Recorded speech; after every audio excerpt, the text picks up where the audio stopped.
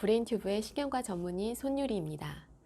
치매 환자를 진료를 하다 보면 환자보다는 보호자분이 치료가 필요하다고 생각이 드는 경우가 많습니다. 늘 병원에 환자와 보호자분과 같이 오시는데 보통은 자녀가 여러 명이어도 장남이나 장녀 또는 독신 자녀라는 이유로 거의 한 사람에게 전적으로 의무가 지워지게 됩니다.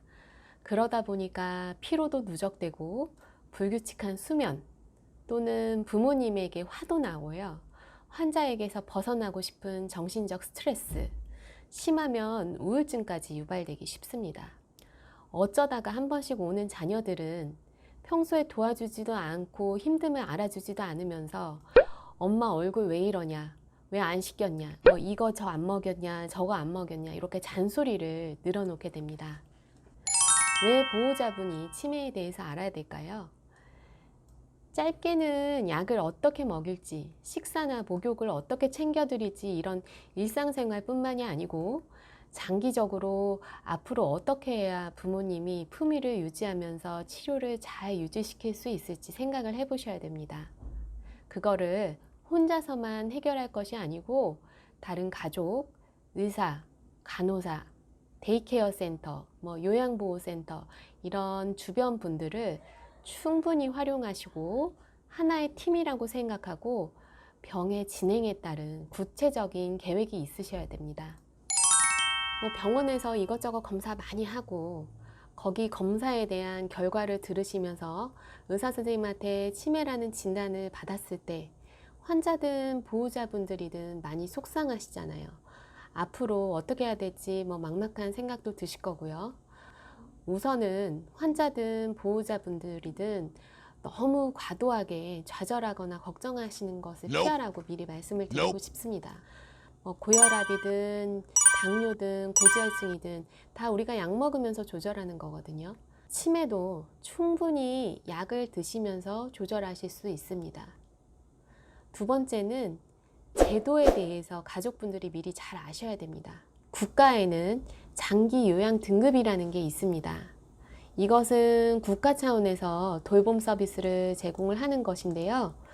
애들 어린이집 가고 돌봄이 집으로 부르고 하는 것처럼 요양 등급에 따라서 데이케어 센터라던가 요양원, 가정방문 서비스 같은 것을 이용을 할 수 있습니다. 의사는 등급을 매기는 게 아니고 이제 병원에 오셔서 이런 서비스를 이용하실 수 있도록 병원에서 소견서를 작성을 해드리게 됩니다. 초기 치매일 경우에는 약을 잘 드시는 게 그 무엇보다 우선입니다. 약은 매일 복용한 후에 달력에 표시하시는 게 좋습니다. 하루에 3번 약을 복용을 하게 되시면요.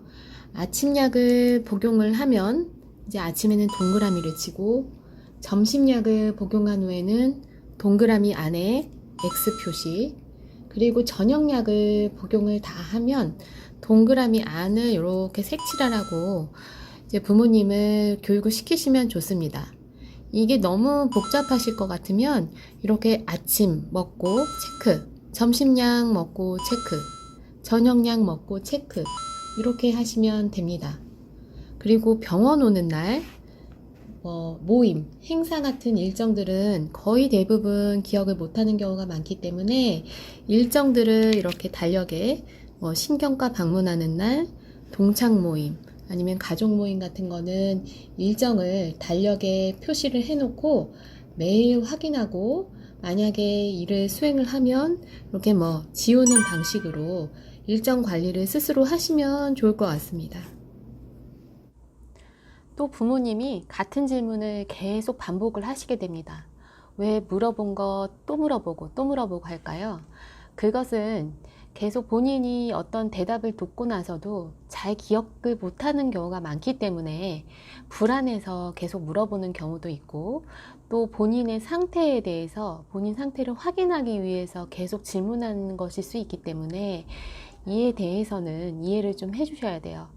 어렸을 때 부모님한테 이게 뭐야 저게 뭐야 계속 물어봤어도 저희 부모님들 한 번도 귀찮아라 하거나 조용히 시끄러워 이렇게 얘기한 적 없잖아요. 그러니까 좀 부모님께도 친절하게 다시 한번 얘기해 주시면 좋을 것 같아요. 또 이제 물건에 대해서 의심하는 증상이 생깁니다. 물건이 없을 때, 이제 물건이 없어졌을 때 누군가 가져갔다고 의심하는 증상이 생기게 됩니다. 본인은 분명히 그 자리에 뒀는데 본인 잘못이 아니고 누군가 옮겼기 때문에 거기에 없다고 생각하시는 거거든요. 이것은 병에 의한 것이지 고의로 그런 건 아니기 때문에 너무 기분 나빠하거나 사이 틀어지거나 그렇게 하시지 마시고, 통장, 돈, 귀중품 이런 거는 보호자와 함께 있을 때 잘 같이 두도록 하고, 엄마 통장 어디 뒀지? 다시 한번 찾아봐 하면서 환자 스스로 위치를 잘 기억해서 찾으실 수 있을 때까지 같은 훈련을 반복을 하시면 좋습니다. 이제 중기치매로 넘어가게 되면 이상행동 증상이라는 게 나타나는데, 쉽게 얘기하면 안 하던 행동을 하시는 거예요. 며느리가 날 죽이려고 한다, 날 밥을 안 준다, 뭐 이런 망상이라던가, 실제로 가서 때리기도 하고, 공격성, 환시, 성적으로 뭐 집착한다거나, 이런 것들은 어떻게 보면 보호자분들을 가장 힘들게 하고 이제 같이 살 수 없게 만드는 요인이 되거든요. 하지만 이런 것들은 약물로 인해 어느 정도 다 조절이 가능하기 때문에 병원에서 선생님들하고 꼭 한번 상의를 해보셔야 됩니다. 거의 대부분은 치료만으로 많이 어느 정도 호전을 보이실 수 있습니다. 그리고 이제 말기 치매의 경우에는 거의 누워 계시는 경우가 대부분이거든요. 누워 계시고 말수도 적어지고 이제 사용하는 단어가 몇 개 되지가 않습니다. 그때는 식사라던가 대소변 처리 등 이런 모든 활동을 의존을 해야 되게 되는데, 이런 경우 보호자분들이 씻기고 옮기고 하려면 신체적으로 힘들어지는 시기이기도 하지만, 한편으로는 사실 의학적으로 합병증이 가장 많이 생기는 시기가 되기도 합니다. 그래서 집에서 계속 케어를 하실지 아니면 요양병원이나 요양원으로 옮기실지에 대해서도 가족들하고 상의가 필요하고, 또 누가 얼마나 자주 뵙고, 뭐 일요일에는 큰딸이 가고 토요일에는 누가 가고 이렇게 일을 분담할지도 미리 정해 놓으시면 그런 문제가 좀 덜 생기게 됩니다. 치매 환자나 보호자분들 지금 현재 겪고 있는 어려움에 대해서 미리 알고 계시면 사실 훨씬 수월합니다.